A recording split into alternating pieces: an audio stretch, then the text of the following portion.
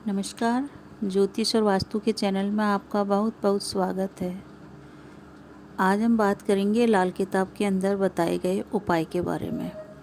कुछ उपाय लाल किताब के अंदर बताए गए हैं जो बहुत ही कारगर हैं और उनको करके हम अपना जीवन सुखी और समृद्धिशाली बना सकते हैं। इसी कड़ी में पहला जो योग है वो ये है कि किसी व्यक्ति की कुंडली में अगर शुक्र और राहु एक संग है तो उसके दुष्परिणाम उस जातक को मिलेंगे। और इसकी क्या पहचान है?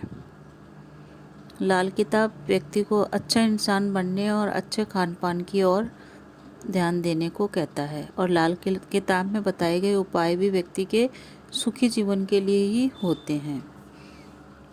तो लाल किताब के अंदर राहु को नाखून का कारक माना है, यानी कि नाखून की बात कर रहे हैं आप तो राहु को देख लीजिए।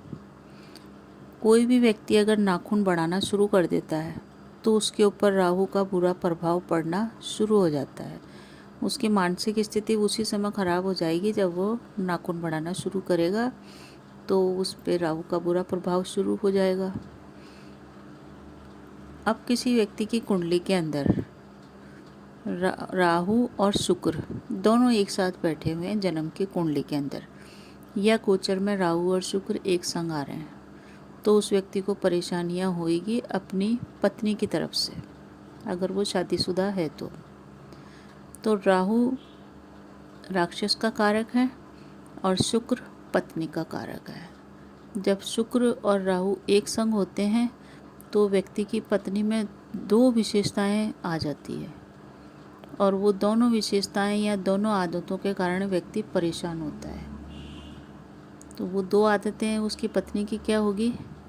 पहली आदत तो ये होगी उसकी पत्नी की कि उसकी पत्नी दिन में काजल डालेगी, काला सुरमा लगाएगी, और जितनी बार वो आंखें झपझपाएगी दिन भर काला सुरमा लगा के उस व्यक्ति की परेशानियां बढ़ती जाएगी।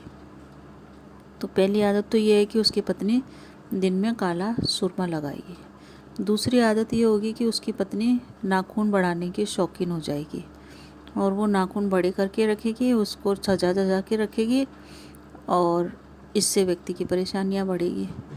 तो राहु और शुक्र एक संग होंगे तो उसकी पत्नी में ये दो आदतें होंगी, नाखून बढ़ाने की और आँख में काला सुरमा दोपहर में लगाने की। जितना ये काम करेगी उतना उस व्यक्ति की परेशानियां बढ़ेगी। अब इसका क्या उपाय है? इसके 3 उपाय हैं फ्रेंड्स, जो करें तो व्यक्ति अपनी पत्नी से परेशानी जो मिल रही है वो कम हो जाएगी। पहला तो उसकी पत्नी नाखून बढ़ाना बंद कर दे और सुरमा लगाना दोपहर में बंद कर दे। पहला तो काम ये करे। दूसरा काम ये है कि उस व्यक्ति को जितना हो सके गणेश जी की आराधना करनी चाहिए, क्योंकि राहु की शांति सिर्फ गणेश पूजा से ही दूर हो सकती है। जितना ज़्यादा वो गणेश पूजा करेगा और गणेश जी के मंत्रों का जाप करेगा उतना ही ज़्यादा उसको आराम मिलता चला जाएगा।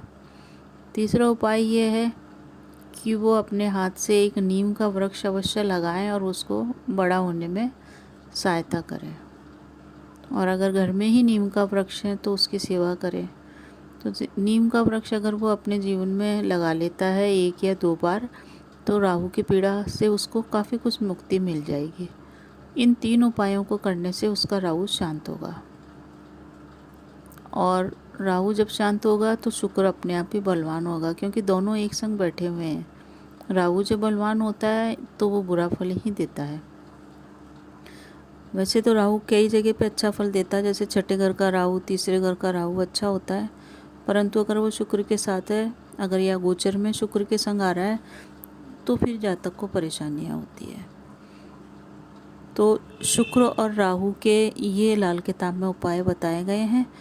इनके द्वारा हम अपना जीवन सुखी कर सकते हैं और अपनी परेशानियां दूर कर सकते हैं। वीडियो आपको अच्छा लगे तो लाइक कीजिए, सब्सक्राइब कीजिए।